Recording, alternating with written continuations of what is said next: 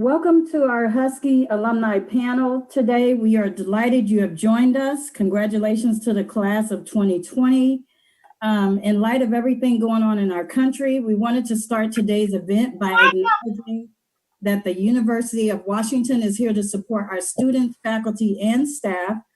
From a statement by University of Washington President Anamari Kalsay, the post-pandemic goal should not be to go back to the way it was. We must do better as we enter into a period where new vigilance around hygiene and closeness will become habitual, and where we measure the consequences of our individual actions, not just by their effect on our own health, but on how they might affect our family and friends. Let's create a new normal where attention to issues of equity becomes habitual as well.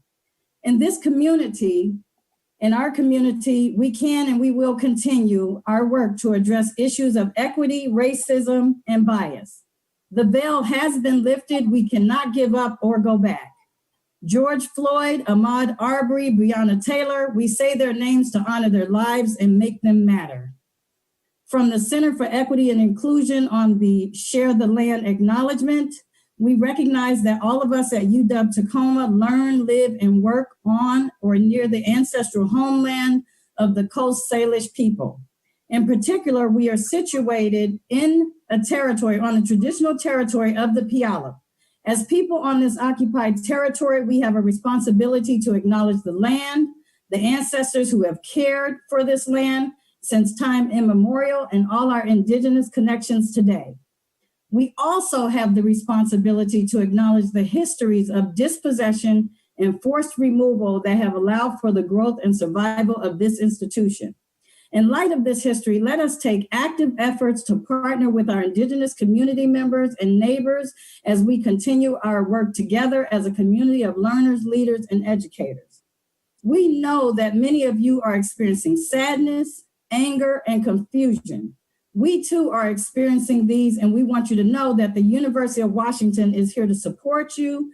UW Tacoma Counseling and Psychological Services and the Center for Equity and Inclusion are both here to support you. We stand in solidarity against racism, injustice, and discrimination. We will pause and have a moment of silence for George Floyd, his grieving family, and all of those impacted by or lost to this unjust violence. Let's take a moment.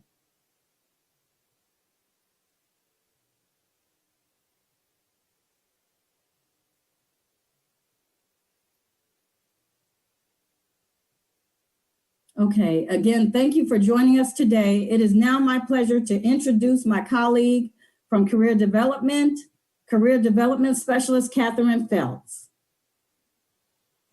Hi, everyone, and thank you for joining us. I have the honor today of announcing or introducing our alumni panelists and engaging in a conversation with them.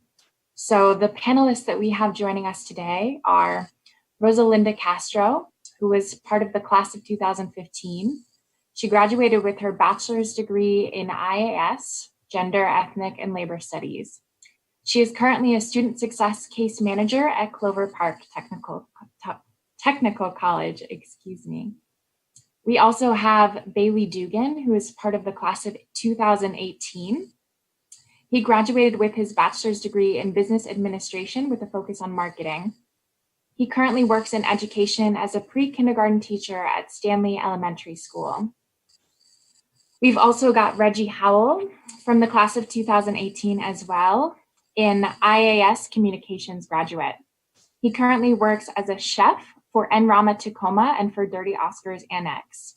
He's also a head chef at Bongo's Caribbean Cafe in Seattle and has competed in multiple chef competitions, including the Chef's Roll Plate series in Seattle, and was named the Washington State Industry Chef of the Year for 2019. Lastly, joining us, we have Filma Fontanilla, who is part of the class of 2007 and majored in education. She's currently a middle school teacher in the Clover Park School District and a board member of the Washington Education Association, as well as a trainer of culturally responsive classrooms. So I'll ask you all in the order that I introduced you, starting with Rosalinda. Could you talk to us a little bit about your career journey, ideally starting from the time that you attended UWT and working your way till now. And you'll have about 5 to 7 minutes, and I'll kind of give you a chime when you're nearing that. Hello, yes, like you said, my name is Rosalinda Castro. I was only at UW for 2 years, so from 2013 to 2015. I was in McKinney-Vento when I was in high school, so for me, my option was community college. I mean, it wasn't my only option, obviously, but to me, that was like the easiest thing as far as like living situation and trying to figure things out. Everything just kind of fell in place. While I was at UW, I only had 2 years left, so I had to clear my major pretty soon.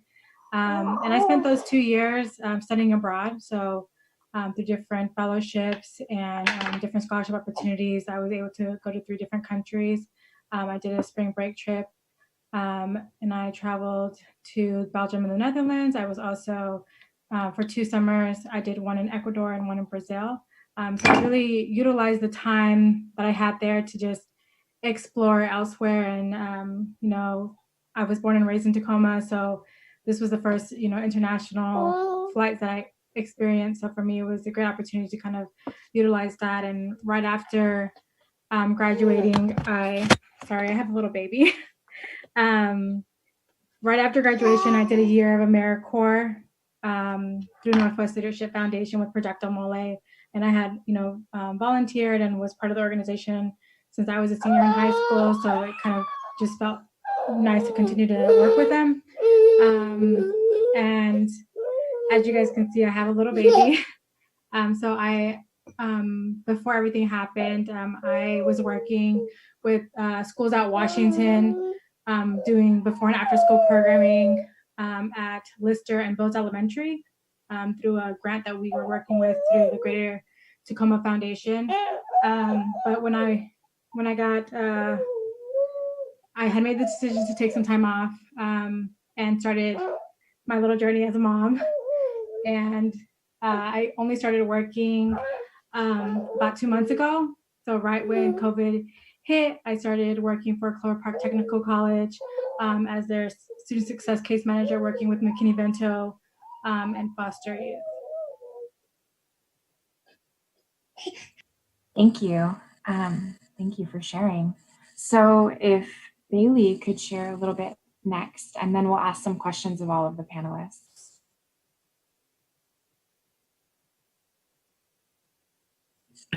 Just realized I was muted. I'm class 2018 business marketing, and I'm going to talk to you guys about how I pivoted into early learning special education, and I'm a teacher for Tacoma Public Schools. So I'll kind of speak to that journey. So I had some classes junior year at UWT, specifically Econ, Gender and Development, an African American history class, and a corporate social responsibility class that really got me thinking and really kind of molded my views and ideas. And this really stemmed from just getting that liberal arts education, a really well-rounded education, and getting my kind of feet wet in all these different areas. And so after graduating in 2018, I spent 2 months actually solo backpacking in Europe, and I got to experience a wide array of different cultures. And I'm really fortunate that I was able to do something like that due to my financial privilege. And so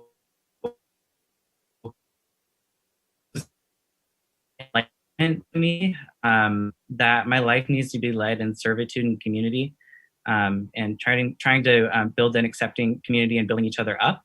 And so that's where I pivoted from marketing, and I decided to utilize that skill set in a different field. And I was drawn into education because of my past experiences. My mom is a special education teacher, a veteran teacher in Tacoma Public Schools. And a little fun fact, this is my first year teaching special ed, and we are both in the same school this year. And my students will be going to her, some of my students will be going to her classroom. They'll be moving up to her. So it's really cool. So I am now, I'm a special education teacher, and I'm 3/4 away from completing my master's in education. So I've completely pivoted. And then as far as the school year, it's been adverse to say the least.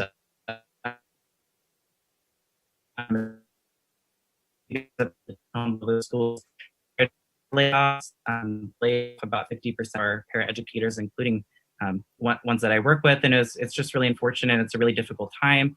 But I keep trying to keep in perspective that this situation will inevitably make me a stronger educator. And then moving to virtual instruction with preschool was pretty challenging, if you could imagine. But I made it work, and today we even did show and tell, and it was really fun. And I've also pulled from my marketing and technology experience from UW-T, and I've utilized this the skill set from my education to support teachers through this COVID time, through how to make digital marketing content or make digital content for their students, and then also using digital resources. So I made a few newsletters. And then I've been doing a lot of self-reflection.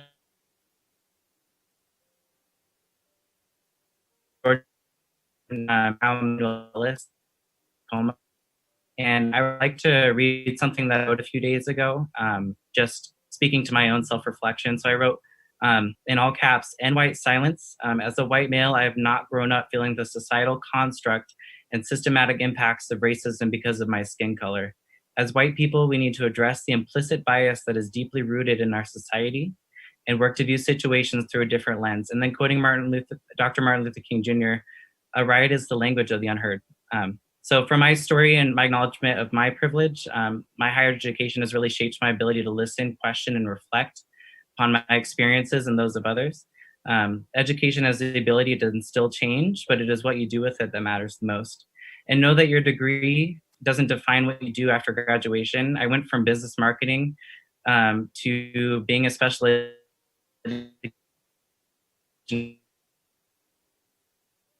Finding your niche and something you're passionate about is what makes a job feel more like a part of your life.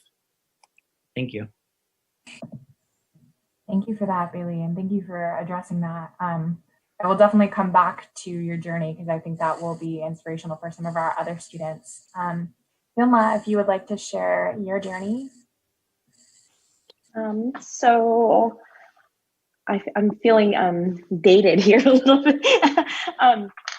So when I attended UW Tacoma, it was only the upperclassmen that were on campus. I mean, I think we were like 4 buildings back then. It was quite different than what it is now. So every time I visit, but when I started at UW Tacoma, I was an IAS program with the nonprofit business management and then the education track.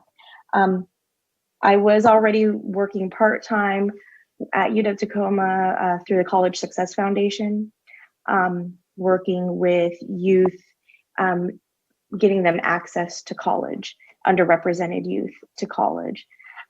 So my journey into college was quite different. I was not a traditional student. I didn't have the means to enter my post-secondary ed after high school. I was a mom at that age when I graduated high school.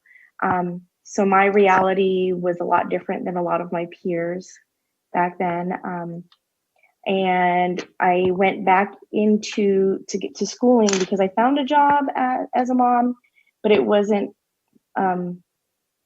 sufficient to support a family. By the time I went to school at UW Tacoma, I had 3 kids. My youngest was an infant. So Rosalinda, I understand exactly where you're at right now. It was a struggle and it maintained to be a struggle. So after graduation, I continued to work for the College Success Foundation and was immediately faced with a lot of racism in the workplace. As diverse of a workforce that we were with College Success Foundation, still as a woman of color, it was very challenging sometimes to speak out. And then the recession hit. I was in education, but not teaching, as I was saying. The recession hit and my position was done away with. So I went back to school and figured I was already working in education. I should just get my teaching certificate. And I went into teaching there since then.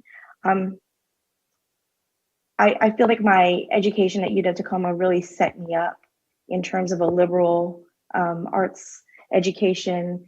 When I went to grad school, it was not so liberal. So I was actually challenged often in terms of my ideologies and especially how to approach it in terms of education and in terms of educating kids who don't have all the privileges or the access. So since then, I've been teaching since. I have been very active with the Washington Education Association, which is the state union. I am an elected member of my local union, of my UNISERV council, and just newly elected to the WEA board. So continuing to use my voice and advocacy in that route to advocate for our teachers of color, educators of color, and our students of color. I think it's kind of the intersection here. I don't know if Shauna shared, my son is a senior this year at UW Tacoma, and he's graduating this year. So he's part of this graduating class. So this is actually really, I feel really honored to be able to be here. I feel like it's the coming around. And then my other daughter just is graduating high school as well. But, you know, they were part of my journey when I was at UW Tacoma. So to see them, I didn't get to have the experience that they had. So it's been quite interesting and sorry, a little emotional, but it's been great. So thanks for having me here. Thank you for sharing that, and congrats to your kids. That's big, even if it is such a weird time to be graduating. So Reggie, last but not least by any means, I know you're joining us on the ground doing work. So will you talk to us a little bit what that looks like? Yeah, so I mean, my journey, it was kind of a rough start, but I did the 2-year transfer from TCC and all.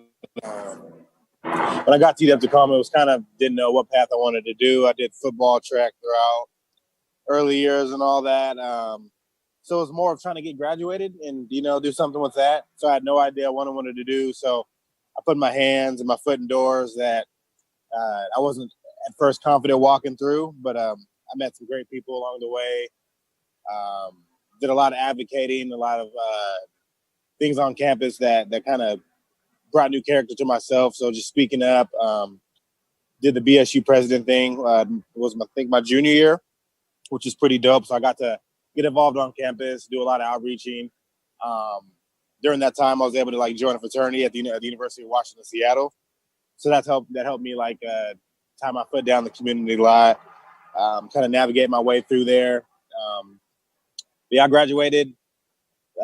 Had no idea what I wanted to do. Started cooking. I always loved to cook, so I eventually got in the restaurant and kind of worked my way up. And I've used cooking and traveling to kind of get across my point and everything, and meet new people, and tie myself in new programs and kind of help my local community out.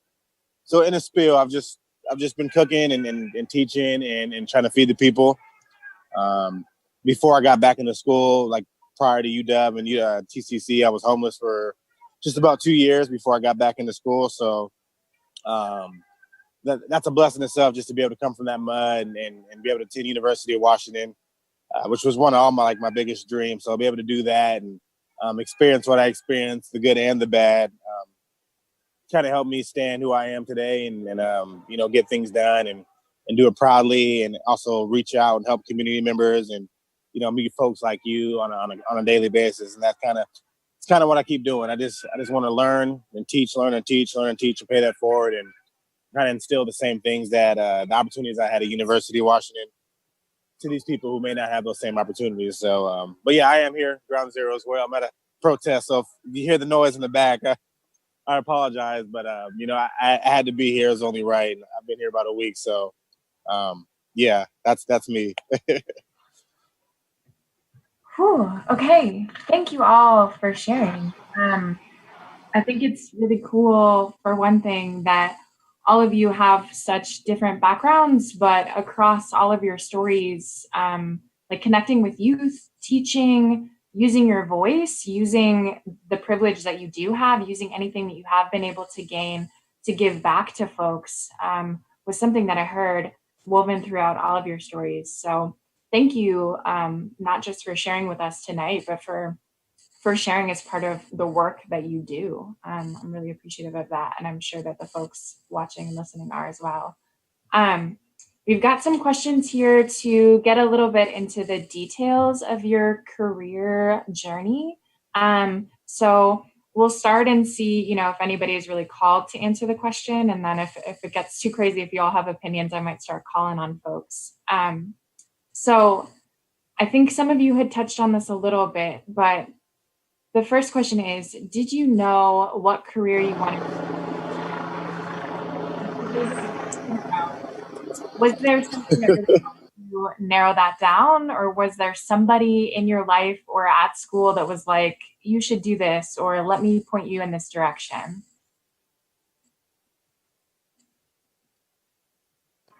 For me, it was mostly the people I cooked for. They're like, "Yo, man, you really make some good food," and I'm like, "Yeah."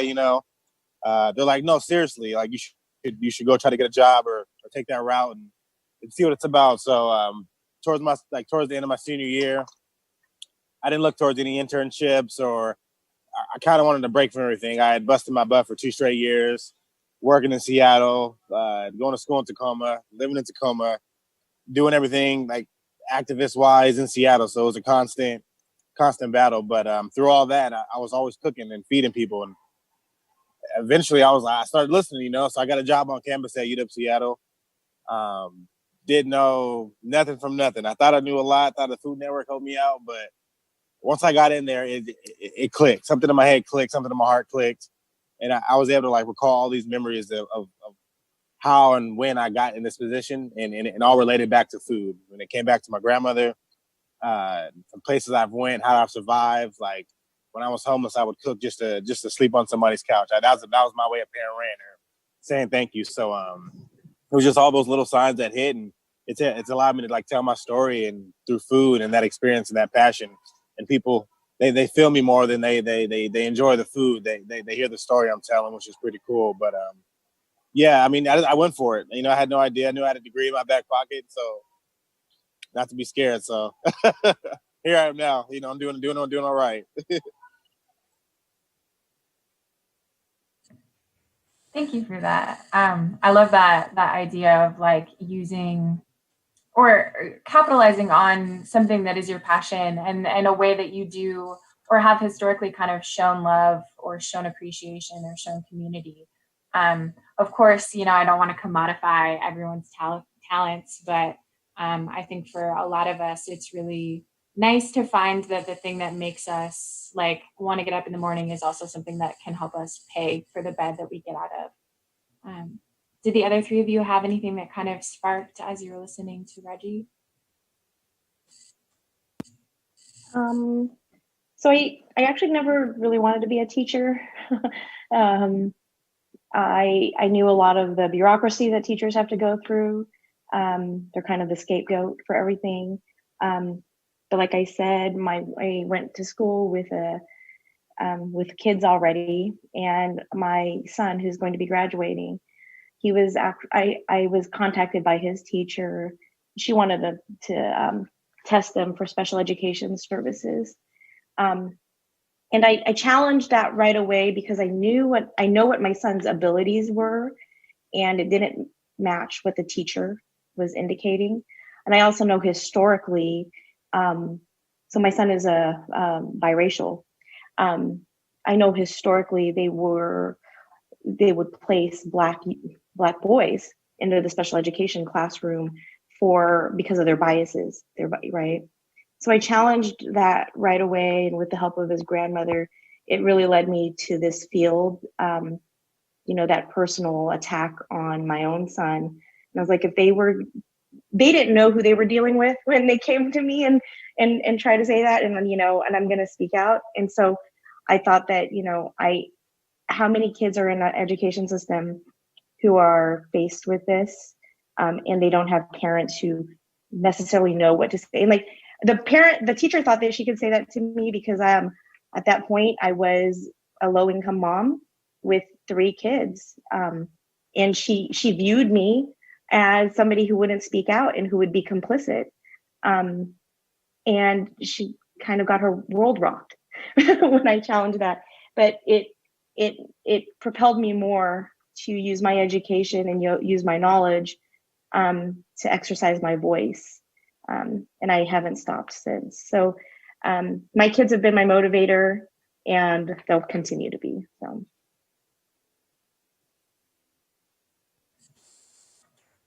I think that's, of course, we all have different circumstances, different perspectives, but it does seem that family is a big motivator, for a lot of folks, whether it's supporting, kids or parents, or, challenging things that have been done to family members or that could, are facing family members. So thank you for sharing that. Bailey or Rosalinda, did you have anything that you wanted to add? I've got tons of questions, so we can also move forward. Okay. I know all of you have kind of touched on some, but are there any challenges that you faced after graduation, particularly when launching your career or when moving forward in your fields? And if there were, can you talk to us about how you navigated some of those? I'll go ahead with that one. So I went on my trip over the summer. Okay. Oh, you going? Okay. Oh yeah, sorry. it took me out of my element in that 2-month trip. You have your routine that you have at home, and I was able to experience being out of that element and getting exposure to different cultures and just different people. And I came back into my element, and I didn't want it to be my element anymore. If that makes sense. I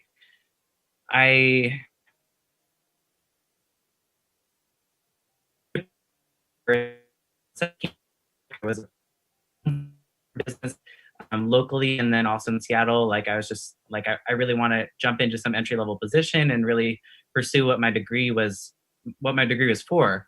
And I came to the realization, and it took kind of almost a rock bottom type of thing, that I realized I need to pursue something that I'm drawn to and that I genuinely care about.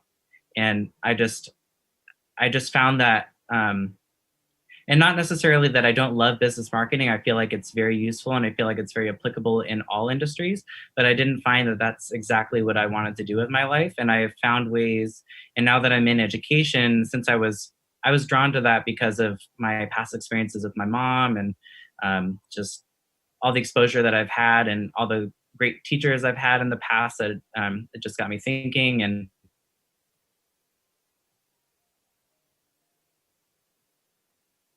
experience just having, and I feel like that happens to a lot of college graduates, and it's not really talked about necessarily. After graduation, there is that time period for a lot of graduates that you have to grapple with what you really want to do. And I'm just so thankful that I found education, so in special education specifically.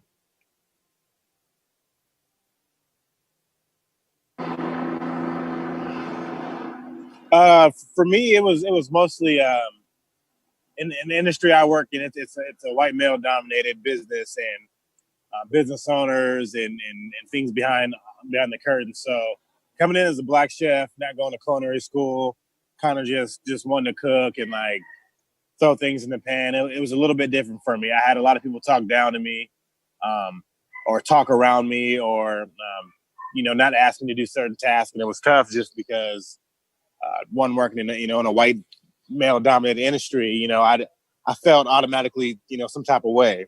So for me, the biggest challenge was just to be able to walk into a room and like be heard, or present a dish and be heard as well. A lot of people think they know a lot about a certain culture or how they're cooking something just because of a book or things like that. But it doesn't mean the same if you haven't eaten it personally or traveled or met somebody that told your story that makes that meal so much better. So for me, it was just finding that voice in the kitchen, and I let a lot of these chefs hear me, a lot of these business people hear me,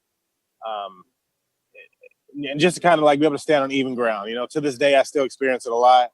One of the bigger reasons I move so hard and push so fast, and I've like been able to work myself up from a dishwasher to a head chef now is speaking up. And one example was one of my first chefs ever, a very classic mean chef. Have you heard the bad chef stories? Like, this guy was one of them. He just didn't like me, and I didn't like him, but I've been a firm believer of like respecting my elders and just letting my work speak for myself. But one day, I spoke up and I told him, with some nice, not some non-nice words, who I am and what I represent. And since then, I've been slowly just navigating my way to the top, but just working my way around people who think different and go about different things. But it's mostly the resources and the people that support you around that kind of keep things going. So it's mostly finding the right people that's going to navigate you. You're going to meet people in your lives. They're going to change the way you're thinking, or maybe help you make a move to go left or right in any type of situation. So for me, it was able to have those people along that journey and the journey I'm still on to help me navigate along with hopefully I made some good decisions, but kind of in that sense, For me, some challenges. The biggest challenge, I think, was not having my license. So I didn't get my license until I think 2 years ago. I'm everywhere that I went, I took the city bus, there was a route that took me from my house to UW. So I'm just like, no, I don't really need it. And I'm just, I was just hopping with rides with other friends or colleagues, like, oh, you're heading there too? Yeah, I'll head with you. And they kind of just knew that it was going to happen. And I had this really amazing job opportunity that I, was only there for part-time. And it could have turned into a full-time position. And just because of something, what I felt was so small, was it impacted, the kind of job that I could have, because I wasn't required to have a vehicle, but I was required to be able to, use it if it was a company's vehicle. And so I regret that forever. And I think my second challenge, and this was again, years after graduating, but when I got pregnant, I didn't feel like it was received very well. I felt like, sorry, I don't mean to get emotional about it, but it was difficult. I hid it from employers and different partners that we had. Just the things that I was hearing from other colleagues and other coworkers. I mean, it was great that they told me, at least, I didn't have to feel stupid in front of other people, but it was hard. It was definitely hard, and to know that, back then when I was working with communities, working in elementary schools, and we're talking about families, and we're talking about, bringing communities together, and it's just like, where were you guys when I was pregnant? And you basically put me in a financial situation where the people that I was helping, I'm now becoming one of those people. And it's just I went to school, I felt like I was, doing the right things and going through the right path, and had a job that I loved and stuff. And it just threw me for a loop, because I didn't think that, it was gonna be such an issue. And when I was, faced with that and deciding, do I continue to go and stay at this job, or do I just leave it? To me, it wasn't worth it. I ended up taking some time off to be with her, and it was the best decision that I could have taken for myself, for just mental stability. But in the beginning, and hearing from my coworkers, it just, you have coworkers that are so excited and just congratulations, and then other coworkers that were just, it just wasn't talked about. It was kind of I was like the elephant in the room, where it's just we're not going to say congratulations. We're not going to even mention anything. And we're going to pretend like this isn't happening. She's out the door, at the end of the month, and we're just going to leave it at that. And so it was, it's difficult out there, and just talking to other colleagues, and, hearing about other stories and other, I think those shoes definitely, I don't regret having her. And, the job I had, jobs come and go. So, I'm at one that I love right now. So we'll see what happens. I think that's a main thing too, is after graduating and navigating through our careers, it's finding those workplaces that collide with who we are, what we believe in, things that come into our life, and that are willing to take care of us, whether it's a kid or it's a medical issue, or if you need money and they're willing to look at it. I think that's the hardest part too, is we spend all this time in school learning for our prospective majors to move into our careers, but not every job that's presented to us is able to align with who we are, and that's the biggest thing. And that's the hardest thing on the heart, is having to go to work with, somebody doesn't care about you, and you're really working your butt off, and you keep working your butt off, and you're there on time every day, and you're perfect, but still, you're just another employee sometimes to them, and it's just business. And that's the hardest part with staying on your path is having the own strength in yourself, and others around you are just whatever they would choose to believe in,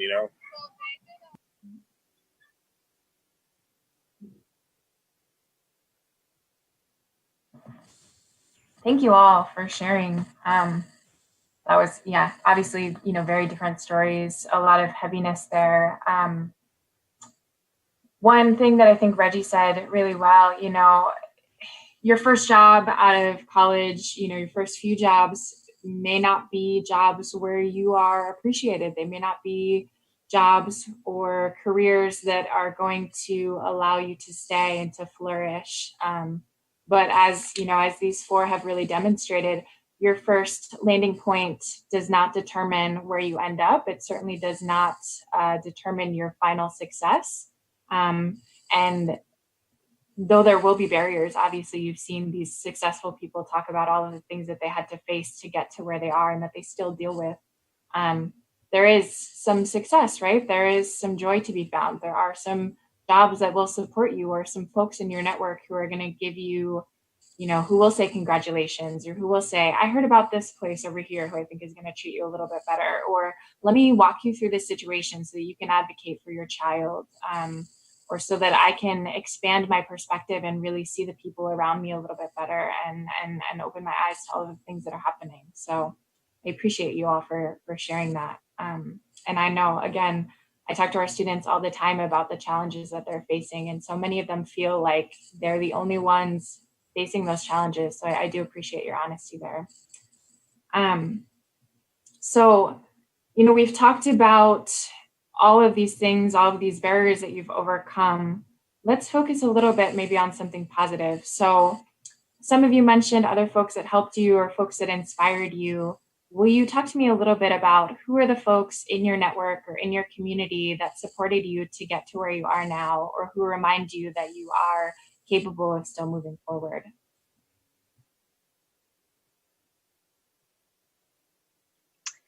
So one of the things in my field in education, there's not too many educators of color, especially like in my building. There's less than a handful. There's less than literally a handful. So we tend to get together often because some of our experiences are shared, and we don't have to use that code when we talk to each other about what we experience. We don't have to validate it, and we don't have to qualify it. That's really been one of the things that have helped me persist in this field.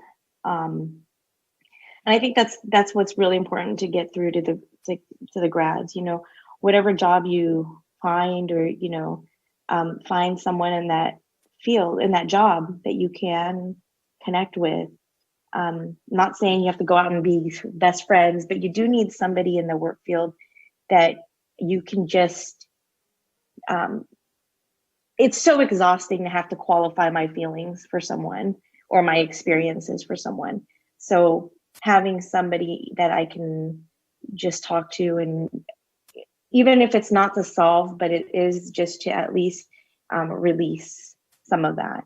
I think that's one of the important things. Also, finding things that you do for self-care outside of the work, and establishing those boundaries are so important. You first get your job and you're super excited. You want to do the work. You want to be recognized. You want to keep this job because reality is about to hit. Student loans are about to come up, whatever that is. But it's really finding that self-care and establishing those boundaries. And I really wish that I had done a better job at that in the beginning of my when I started working full time, because I was always like, yeah, sure, I can do that. Yeah, sure, I can do that. It taught me to be efficient, but at the same time, I neglected a lot of my self-care.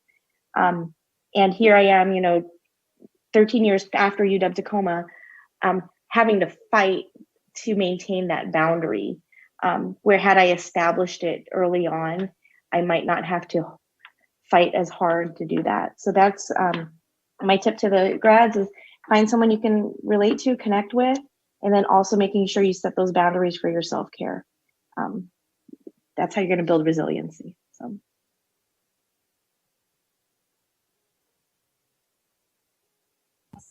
For me, I was a big sports guy in early college, so it was more of finding just like-minded people to be around and have that like brotherhood. So I've always wanted to like join a fraternity.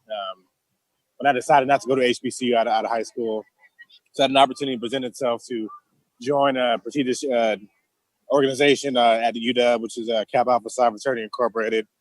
What that allowed me to do was the same, was to navigate, be around people who knew the troubles I was going through, been there, done that, knew where the scholarships were, what teachers and what people in the community to talk to. But with that, it kind of just, I was a wild child, I'm not gonna lie, with sports, and it was just sports and partying for me. So being able to like realign my ethics and my mind and be with people who push me every day and people who look like me and people who are doing great things and who are leaving legacies. And that's one thing we speak about in the fraternity is what legacy you leave behind. And, who are you going to influence? These guys influenced me, and the people who influence them, and they're still around. And it's not just, there for a week. We're there for each other every day. I have numerous chats right now going on. One that I keep ignoring on my phone here. I have about 700-800 messages a day. Just uplifting talk, making sure we're checking on each other, checking on our mental health, making sure we're not doing anything that's like enabling us from, to get our job done, our bills paid, things like that. Throughout college, pretty much for the 2 years I was at UW, I was able to travel, connect with some of these brothers, some of the guys that have been in the fraternity for 30, 40 years. And so those guys are kind of my mentors and who helped me navigate. And I can't really name one because there's so many. And that's like the great part about the brotherhood. There's not one brother that will do any less than the next brother next to you. So being able to experience that, especially at a PWI, it's different. The way we were handled on campus was different for our events and things we wanted to do. We had to jump through so many hoops, pay this, pay that. When you see a lot of the PWIs, like the main like fraternities, sororities that are on campus, that are just doing outlandish things, partying, and that's all they do is party. When our main goal is focus on community, and that was like the big thing too, was able to like have those guys come from the same community and teach those ethics back and reciprocate that through the next generation to come up or the next generation of Huskies, and they can continue that legacy that we speak of. So just as a whole group, my fraternity is kind of where I'm at now, and I've seen some of them here today at the protest too, which is dope. You never know what city or place, and I've traveled to Italy and I've met people in my fraternity, and it's same conversation, and like it's always just passing some knowledge, and that's it. That's the beauty of it. It's having somebody that's willing to share that information, no matter how far you go. They're willing to take the extra mile,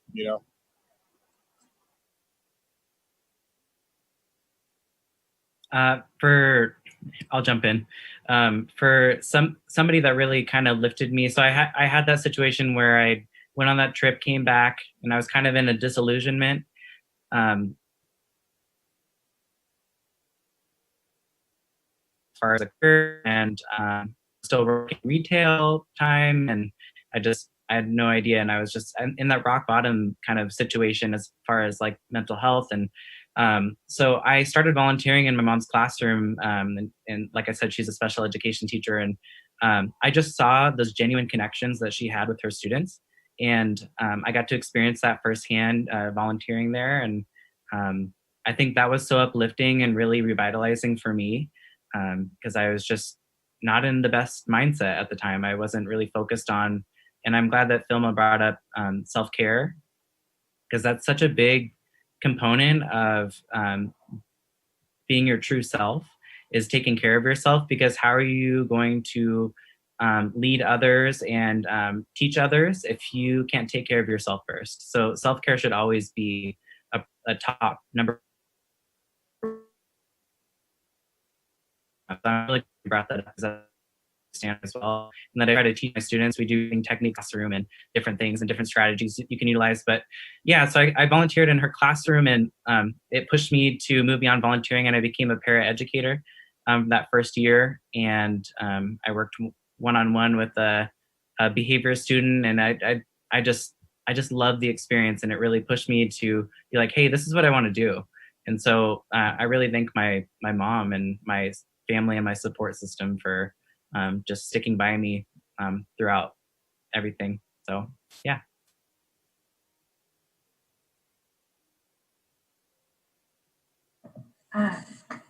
So thank you. You all mentioned, and that was, I mean, great advice, take care of yourself, build resilience, find folks who are going to help you build resilience, find folks that are going to hold you accountable as well.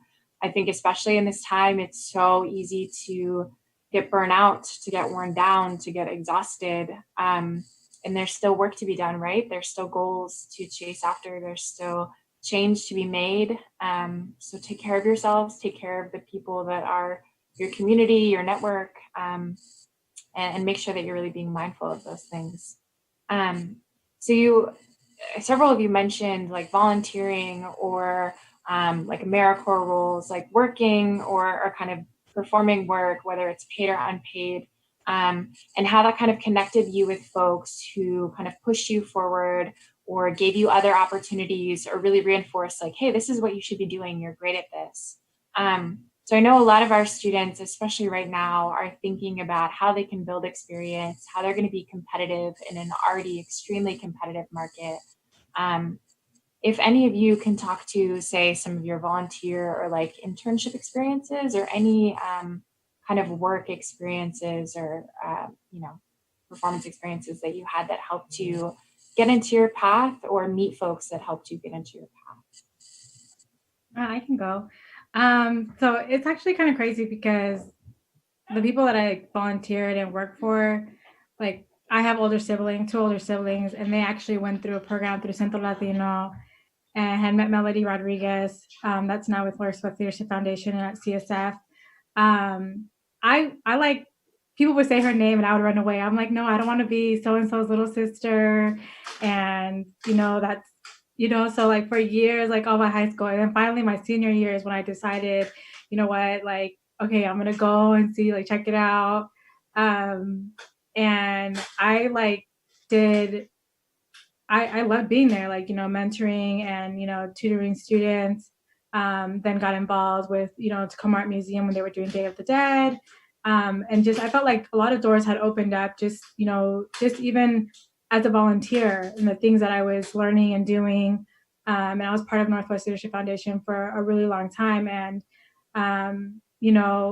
it really, everyone always talks about, it's about who you know. And this last job that I had, she's been around for a really long time. And in my interview question, they asked me, so what would Melody think? What would she say about you? And like, I try not to like laugh or like have like my mouth drop, because I'm just kind of like, I don't know if I should be answering this question, because this is like, she like knows me in a more personal and, professional level. And it's just like, and people used to joke around as Roberto Lopez, different colleague, would be like, oh, little Melody. And I'm just like, I don't know if that's a compliment or like, but a lot of job interviews and job opportunities that I've had, it's because people like her, people like Roberto, that not only have helped me personally and professionally, but also like if Roberto, if he knows that I'm not working, he will send me everything through text message. Did you get my email? Did you do this? And it's like, I would have never thought that in an actual interview they're going to use their names and talk about them, and I have to talk about myself, about the way that they feel about me. So it's it's those small little things. Like I never would have thought, like the connections that you make with people, and they talk about those 3 degrees of Kevin Bacon, and someone out there, like, you know, nonprofit world, people of color, like, it's small. People, especially in Tacoma, everyone knows someone that you're dealing with or have dealt with. So, you know, definitely networking, getting to, you know, you might not like it, you know, at first you might, you know, get the grunt work, but they're still trying to also familiarize, you know, with what you know, but also don't be afraid to tell them, like, this is what I want to get out of it. You know, it's like a lot of times we just take for granted, like, oh, well, at least I'm doing something. It's like, well, is that something that you want to be doing? You know, be more vocal about, these are the things that I want to learn. This is what I want to do. If it's not, then move on, or figure out, like, how it is that you can help them, but also help yourself. Oh, shouts out Melody and Roberto. When I started with CSF, I wouldn't have persisted with CSF if it wasn't Roberto. And then Melody came on after, but we worked with her. So I do want to shout out to them. Definitely good people. Yeah, like my internship while I was working UW Tacoma, because I was IAS with the nonprofit management, I had to find an internship, and it was actually through College Success Foundation that I did my internship. And then I ended up getting a position with them because I needed to have in order to work for them for the position I wanted, they required I had a 4-year degree. So it was definitely that networking piece. But like I said, when I first started there, I was working in an office where you faced a lot of that racism. And I mean, I don't have to go into that, but it was hard. And if it wasn't for Roberto, who walked me through that, also Randy Nunez at that time really helped me persist. And then because of the networking that I experienced while I was in my internship and getting that full-time job, when the recession hit of 2010 and I was laid off, part of my job was being placed in a school, and I was placed in Clover Park High School. So when I went and pursued my teaching certificate, naturally that's the district that I applied at to become a teacher in. So it kind of all meshed together. I mean, it helped that I had grown up in this community and all of that, but that often is not as seen or as worthy as the people and the connections, you know. It really came down to who do you know, because when I entered the teaching field, it was so hard to get a job. You started as a substitute and just had to wait. But had my connections not been made and my relationships not been made, I wouldn't have been informed of a position that was opening and able to apply right away. So definitely those networks are super important, and continuing those conversations. It's funny, Roberto just texted me a couple weeks ago to ask me about my son, because he's like, I remember when he was a little one, and I'm like, oh, he's graduating. So, I mean, you formed your family even, and you to know that you've got them there to help you going forward. That's super important. So.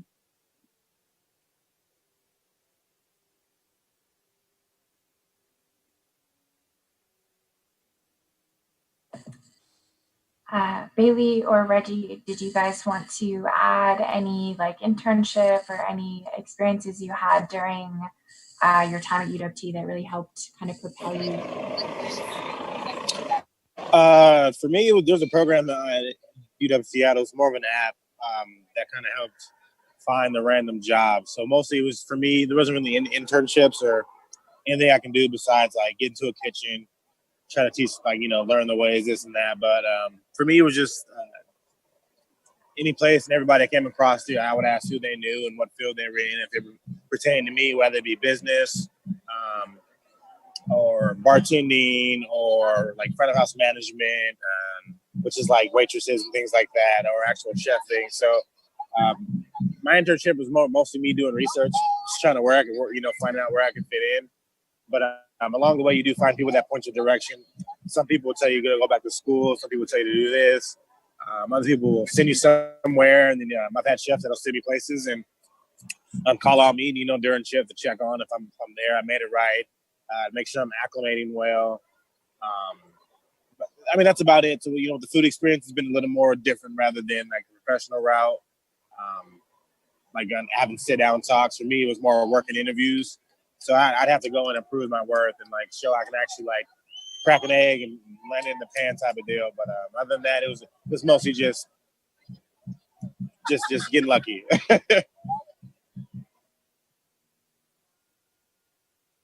I'll go ahead too. I kind of just stemming from how I talked about, I did the volunteer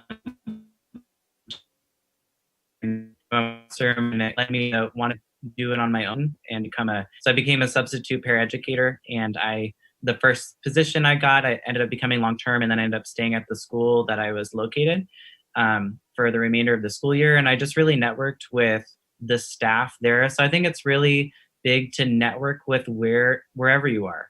Like, just always keep talking, like keep your voice heard, and just keep your name out there. And whatever industry. So I feel like it's really applicable to wherever graduates go beyond after graduation. So I kept my voice up, and I voiced that towards the end that I really wanted to do this as a profession and become a teacher. And I was able to get a letter of recommendation from the principal of the school I was at, and also the classroom teacher that, the special education teacher that I was in.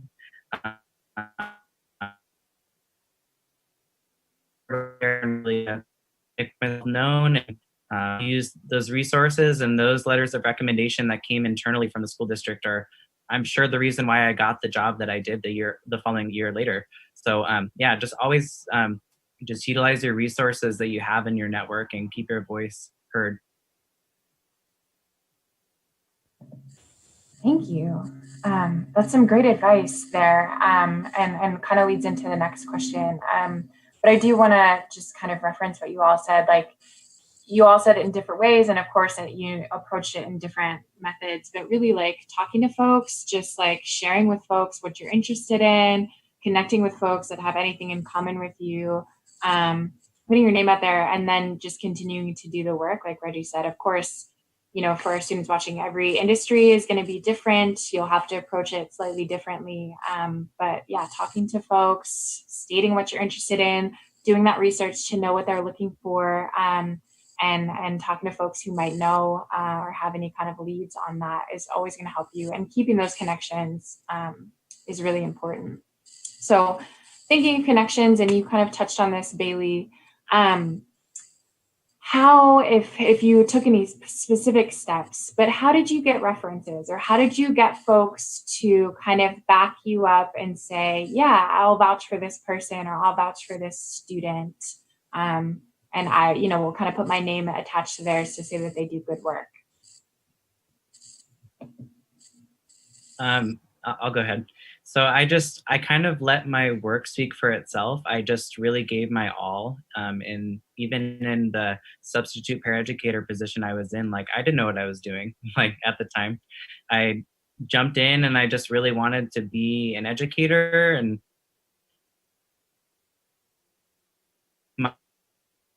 my need to want to be in the field of education was the reason why I got backing from even the principal from that school, who was a 30-40 year principal. I think once you find that industry that you're passionate about, you'll be able to let your work speak for itself, because it's genuine and you actually care. And people see that's people notice those things, even if it's like intrinsic. People see you doing your work. So that's my input.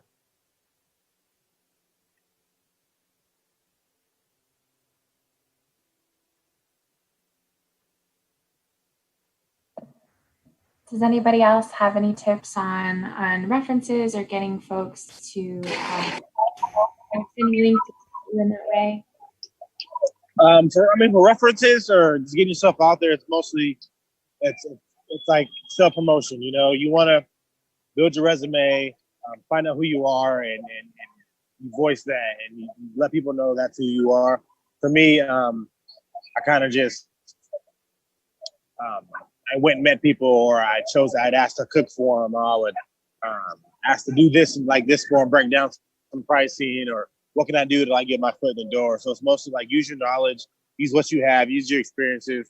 That's your reference right there. Anybody can fill a list up of, I've had this many jobs, this, but what were you involved in? Like, what programs?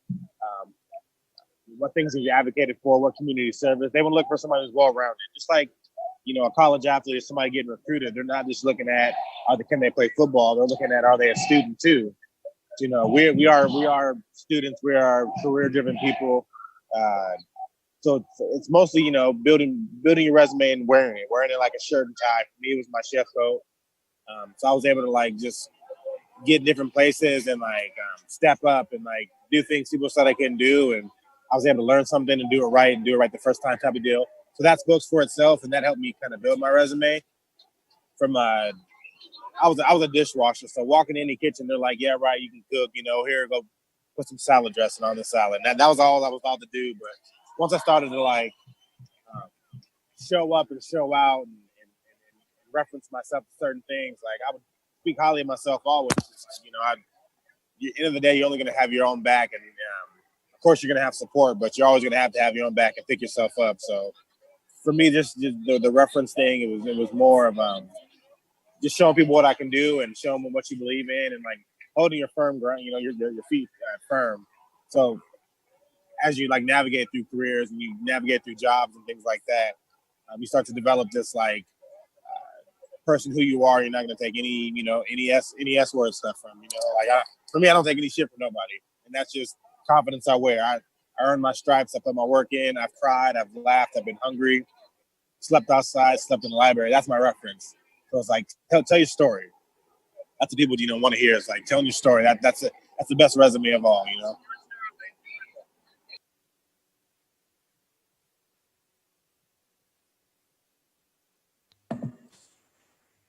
Thank you. Yeah. I think yeah, what you both said, really be yourself, tell your story, do the work, let the work speak for itself. All of that is so crucial. And I think it's genuine, right? That's what people notice. And those folks that are in your life that are kind of giving you nudges, or who are in your corner, who you can go with to the break room, they see those things, right? And so maybe they're not the supervisor, but maybe they know someone who's a supervisor somewhere else, or maybe they've got a cousin who's got a job open, or maybe they're just gonna keep you sane while you get through this job for the year that you need to move on to that next role. But as Reggie mentioned, right, your resume is kind of your brand, but your resume isn't your only option, right? So you have to really back that up with the work that you're doing. And I think all of these folks have also mentioned, there's a little bit of risk involved in getting to where you want to be.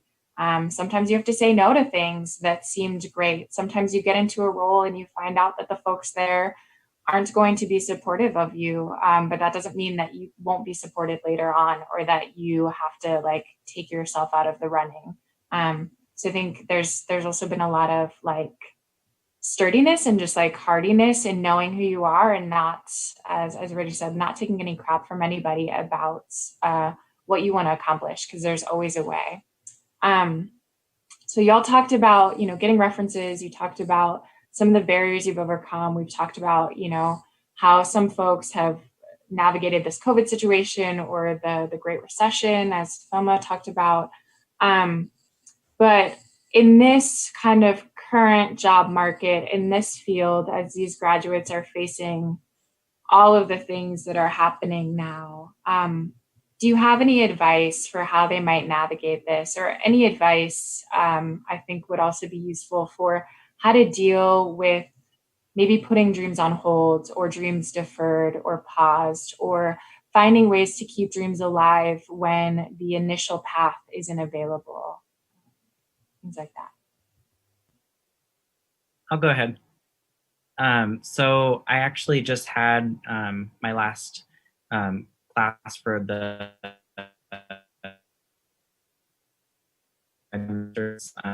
Saturday. My professor, she ended with the class with the idea of a 6-word memoir, and I had never heard of that before. And it's pretty much summating your identity into 6 words, and what you stand for. And I feel like it's a really good practice. It's like developing your own mantra. And so after we did it in class, so she gave us some time to develop our own, and then we came back and shared, and we did this over Zoom, obviously, because we're not in person. And I just did some thinking, and I feel like it really correlated with what you said and with this whole situation. And my 6-word mantra was accepting accepting uncertainty in the great unknown. Um, and my reasoning for that is you just don't know, or necessarily what's going to happen. I know that feels difficult, especially now. But being able to accept that uncertainty and not let it waver you and not let it shift your mindset, if you're able to continue moving along the path that you've laid for yourself, and don't let anything affect you, even if it's this whole situation. I think that's really important, just to maintain your self-identity, and that'll keep you propelled.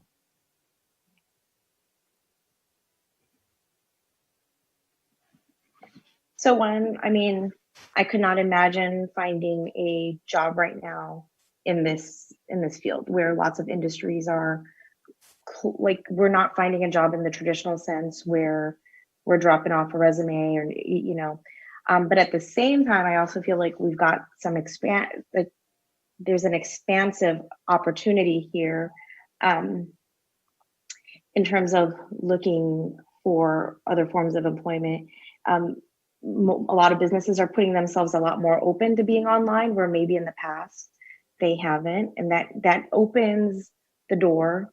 I know for me, this was a technology curve, learning this curve, but I know, like, for my students, my middle school students, this is like their world, and my kids, this is their world, so they're a little bit more adept to being able to navigate that. Not to say that it's going to be easy. In terms of like putting your dreams on hold, I would go back to the reason of why. That's just, even when you're in your job, like even now, I have to remember my why for my job, because there are days where I'm done, but my why is what makes me persist through this. And that's what I would encourage the graduates to hold on to. Like, you might not be where you need to get right now, but you've gotten opportunities that are open. You could put yourself out there. You've got opportunities to start networking in a different way. And I think in a larger scale, like, my ability to network was based on my financial ability to travel locally. This opens up opportunities, but it's just finding how to access that. And that's the key, is the accessibility. But holding on to that why, because you're going to need that even when you are finally in a position or a job that you feel that this is it, because as I look down the road, my why's got to carry me there, or I might have to rethink my why. So. Yeah, so I was hired at Clover Park Tech. I think it was March 13th, and that afternoon is when Jay Inslee had the order for Monday. We're going to be having the stay-at-home order. And I was just like, what does this mean for my job? That I've been like going back and forth, like, do I go home? Do I just stay with my little one? And now that I have a job, supposedly, I have to like just put everything on hold. So I was like freaking out for 3 weeks. I didn't hear from my supervisor. And he had told me that he wasn't going to contact me until the end of the month anyways. But I thought that I would have heard something, because, okay, this big announcement just happened and you're just going to, but I didn't want to email him, because I was just like, oh no, what's going to happen? So I just kind of just, I just had to take a breath and just let things happen. And, I was able to start, and which I'm very fortunate, especially with everything that's going on right now. And, I've been here for 2 months, almost 3 months. But it's still a learning curve. So even if you do have, are able to get an interview and apply and get a job during this time, there's a lot of things that I'm just kind of having to like learn on my own. There's not, I'll try to email people or ask for phone calls, but you're also waiting on other people. So during this time, it's been a very interesting way to do training and getting to know people. And, I'm sending so many emails out, but, and then a few weeks after, then I had another job interview for somewhere else. But, I think still applying it, it doesn't hurt. You're not going to be employed right away. They might tell you, we're going to extend it later. But this is also a time to kind of just like self-reflect, like, you just graduated. Is this a path that you want to take? Bailey was saying that it wasn't even his career that he ended up getting his degree in it, like, totally 360, same with Jacob. And so, things change. And you never know where you're going to end up. And, but I think just like taking it easy, like obviously financially it's going to be difficult. Like, I'm not saying that, we're not working is a possibility. But I think just trying to figure out like what it is exactly that you want to do. And, this might be an opportunity to apply for a master's program and continue to go to school. And if education and doing online classes is something for you, there's other options, but definitely networking online is something to also look forward to.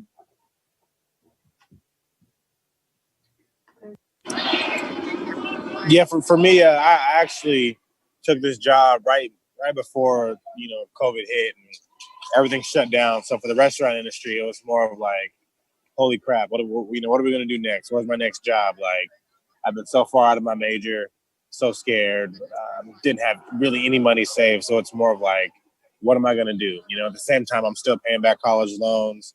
There's all this negativity that's hitting me. So like, I for a second, I did put my dream on hold. It was my first head chef job. So it was more of like, I needed to sit back and reflect and see where this was going to take us, where it could take us, and prepare for the work, prepare for the best. I mean, just like you should every day, but to the graduates or to, everybody listening, just you can put them on hold, but stay persistent, stay busy, stay fresh, stay ready. You never know who's going to call you, when you're going to get a call, when your number's up, when an opportunity is going to be at your door. And it's the ones that are handling these situations right now that are staying prepared, mentally, spiritually, financially, doing the best that they can are the ones that are going to survive.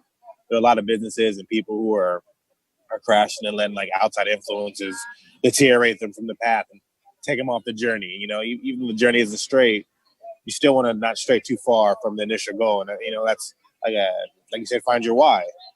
That's keeping that why in front of you. And even if you got to like write it on the door on your way out, and you see why on the way out your door every day, and you remind yourself, why? Oh yeah, why?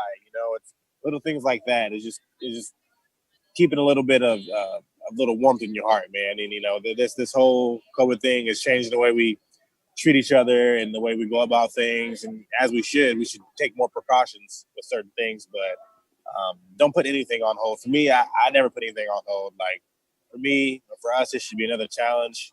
It should be another homework assignment. Another final we got to do tomorrow. You know what I mean? So for me, it hasn't changed much mentally. It's made me think tighter and look for more loopholes and things like that. But I would say, don't stray. Play chess, but don't stray. Be strategic with your moves and make them right. And be confident in your decisions moving forward. So, yeah. And add to that, and also, it is almost the time to get out of here. And I have like 2% on my phone. I'm still at these protests, so I'm gonna drop my Instagram in the chat for you guys to copy. Please reach out with your names and contacts, your emails. It's been a super pleasure and a privilege to be speaking with you guys. Congratulations to everybody who has anything going for them, or you got something that you haven't shared with somebody. I'm praying for you all, and I hope everyone continues to be safe and take care of each other. So that's gonna be my last little answer and everything. So look in the chat, add me, and I'll hopefully talk to you guys soon. Thanks, Reggie. All right, now. So we are getting close to the end. I think we'll have some potential audience questions. But just to summarize, I think that why piece is so important. I think what y'all have said about really staying true to yourselves, and just really like keeping that as, kind of the carrot in front.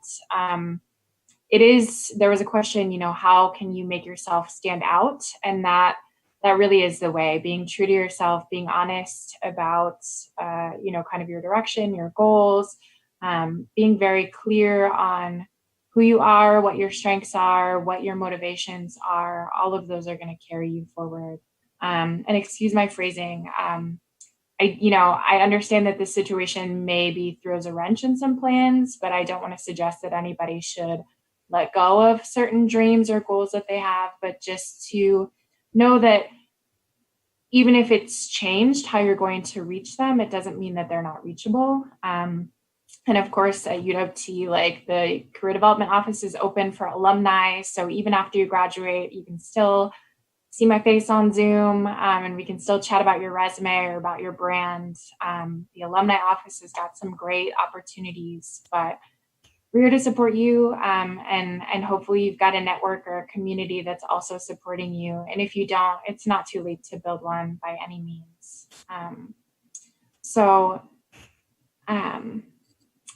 Did anybody else have any advice that they would give for grads, or anything else that they could think of that really made them stand out, or just really positively affected their career experience? Last thoughts. I just really enjoyed hearing all these different perspectives, honestly. Like, this was developmental for me, just to listen to different graduate experiences, and just getting a culmination of that, and just self-reflecting. And I think a great thing that and I've been better at it recently than in the past is just continue to self-reflect and continue. And I just love that we keep bringing up the why, because I feel like a lot of us really feel the same way about following that why, but always self-reflect and make sure that why is still your why. So I really like that piece, and I just love hearing from all these different stories. I think this is a really beneficial experience, so to me and for grads. So thanks. For me, I think it's just, knowing yourself and knowing your boundaries. I mean, I think, in any kind of environment, whether it's with your friends, with its colleagues, professional or non, I think we start to question ourselves and, are we capable of doing things, and not to settle for a job because, like Reggie was saying earlier, and not all jobs are going to care about their employees. That's just, some people are just there to make their money, pay you off, and, go about your day. But, there's other employers that want your well-being, want you to continue to grow. And, if you don't feel like you're doing that and whatever you're doing, move on. There's going to be other opportunities, whether you believe it or not.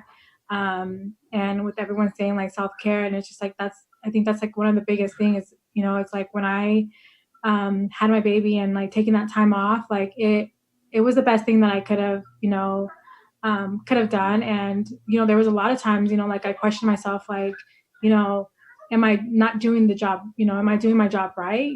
Is it something that's inside of me? But after a while, and I was part of this James Fellowship through the Restore Family Foundation, and a lot of like self-reflection, and like everyone just talking. It's just like, no, it's not me. It's like they weren't also meeting the values that I thought that I was bringing to the table, and there was a lot of questionable things that I felt the organization was doing. And it's just like, it was better to just cut off ties then and there than to continue to always feel like I'm going to a hostile work environment. And I shouldn't have self-doubt. It's like I've gone through a lot in my 29 years of life, and I shouldn't have to, put myself on hold, and, I shouldn't, feel so small and so little. It's like when we're working with communities, when we're working with youth, like we tell them, it's like, do what you need to do for yourself. It's like, but, as we start in our careers, it's just like, but we're letting other people control the way that what we're doing. And we're telling students not to do that. And so, it's like knowing yourself and figuring out, what your boundaries and what you're going to, take from other people. And, when you're just going to put a stop and just move along. And then I just wanted to add, I mean, I really, I'm going to jump on the pro union. Having a union to support me and protect my rights has been instrumental in being able to persist in my work field as well. When I felt that I was being doubted, my union was there to help protect those rights for me. I know not every job out there is a union position, But if you do find a position that's got a union to support you, definitely join and take advantage of those worker rights. It's been, honest to goodness, one of the best things that has helped protect me in my job field, and also allow me to share my voice.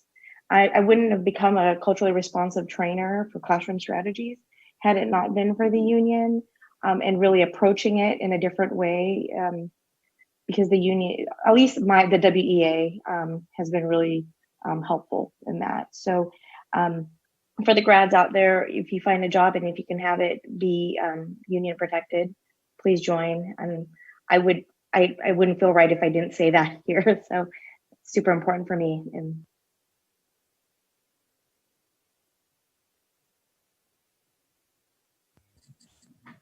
Thank you. Yeah, awesome points, great points. And for those of you who are students on LinkedIn, maybe these are some people that you might want to kind of follow along with and catch up and connect with their work.